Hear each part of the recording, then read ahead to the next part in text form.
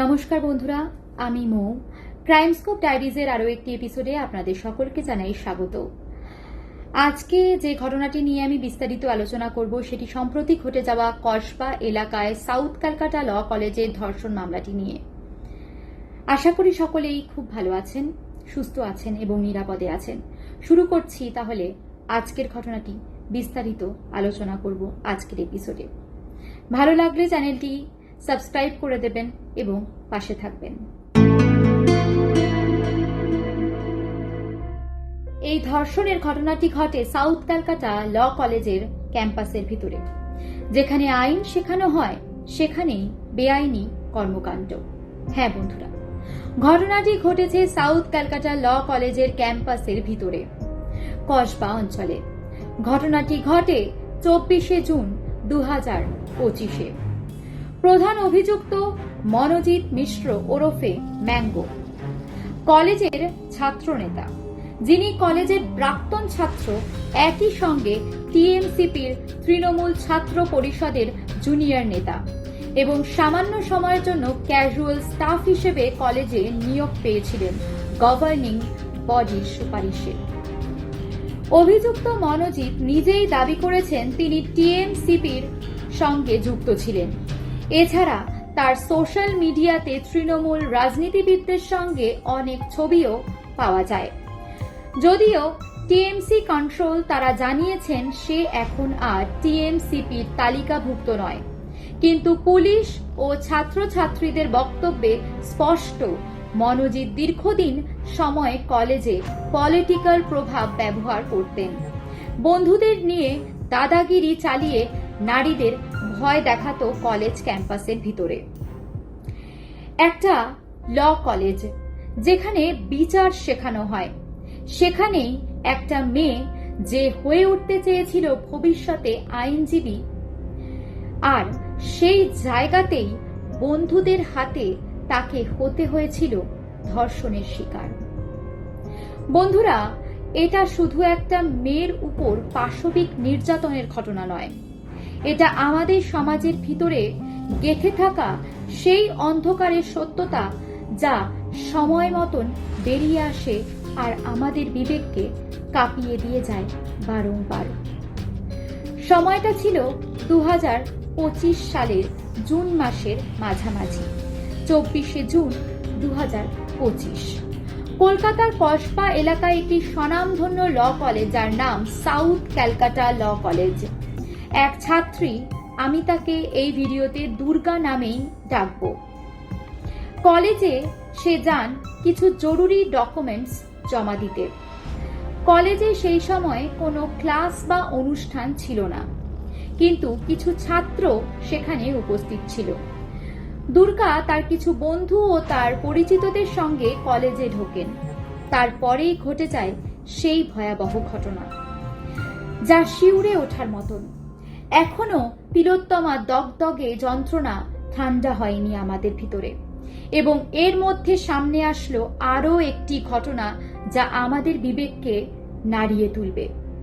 24শে June 2025 ঘটনার দিন তাকে প্রথমে মদ খাওয়ানো হয় এবং কলেজের এক ফাঁকা ঘরে নিয়ে গিয়ে মনোজিৎ মিশ্রা সহ আরও 3 জন মিলে পালাক্রমে ধর্ষণ করে। 25শে জুন 2025 ঘটনার পর ছাত্রী মানসিকভাবে বিপর্যস্ত হয়ে পড়ে। পরদিন তিনি নিজের পরিবারকে পুরো ঘটনাটি জানান। পরিবার কসবা থানায় গিয়ে আনুষ্ঠানিকভাবে এফআইআর দায়ের করেন। এফআইআর গ্রহণের পরই পুলিশ কলেজ পরিদর্শনে যায়। কলেজ প্রাঙ্গণে থাকা সিসিটিভি ক্যামেরাগুলোর ফুটেজ উদ্ধার করা হয়। পুলিশ ঘটনাস্থল ঘিরে তদন্ত শুরু করে এবং মেডিকেল টেস্টের জন্য ভিকটিমকে হাসপাতালে পাঠায়। মেডিকেল রিপোর্টে ধর্ষণের প্রমাণ মিলে যায়।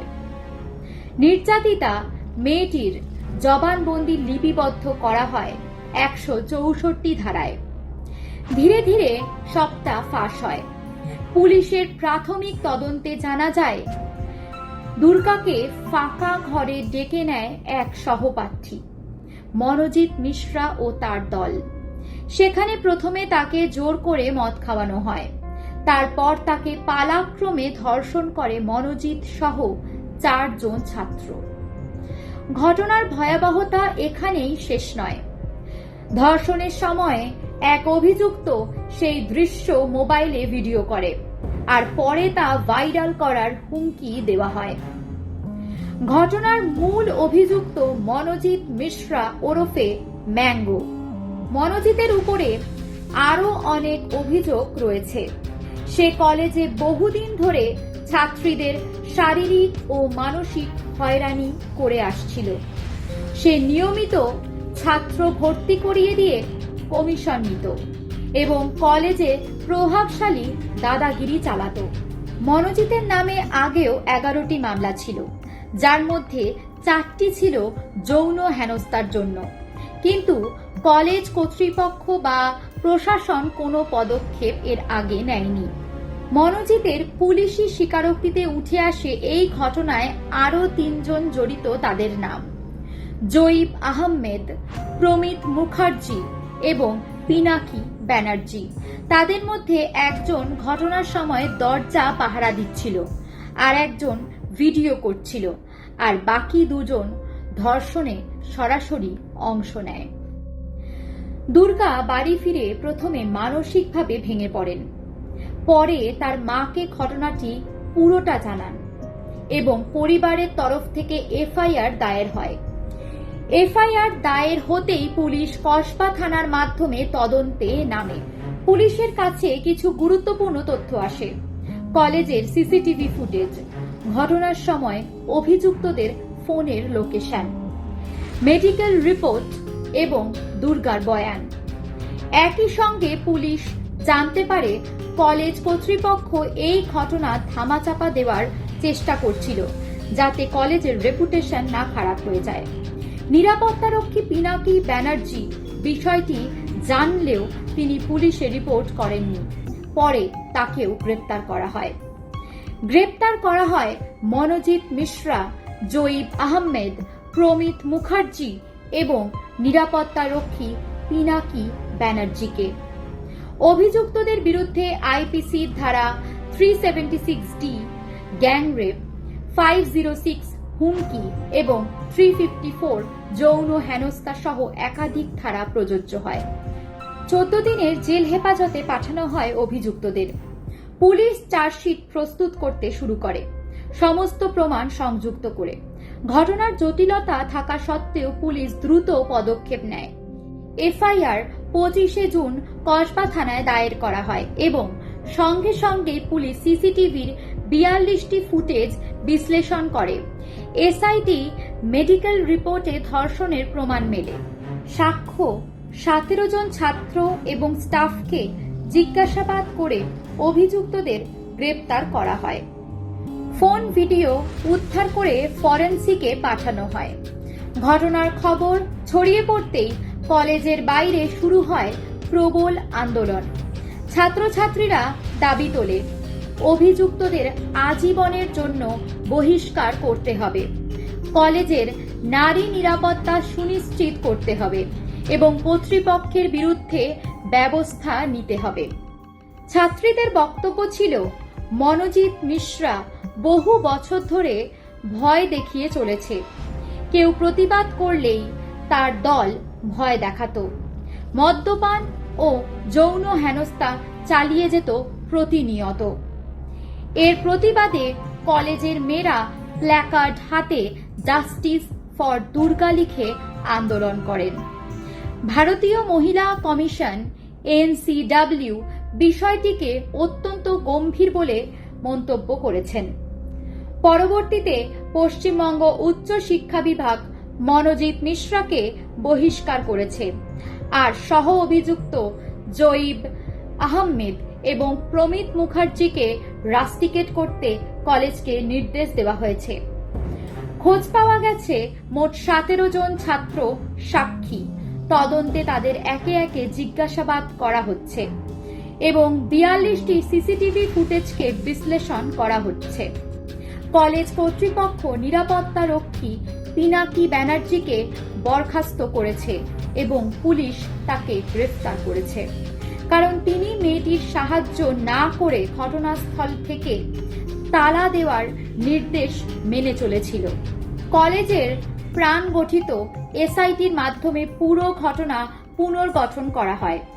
এই জন্য আইন শৃঙ্খলা বাহিনীর পরবর্তী ব্যবস্থা গৃহীত হচ্ছে।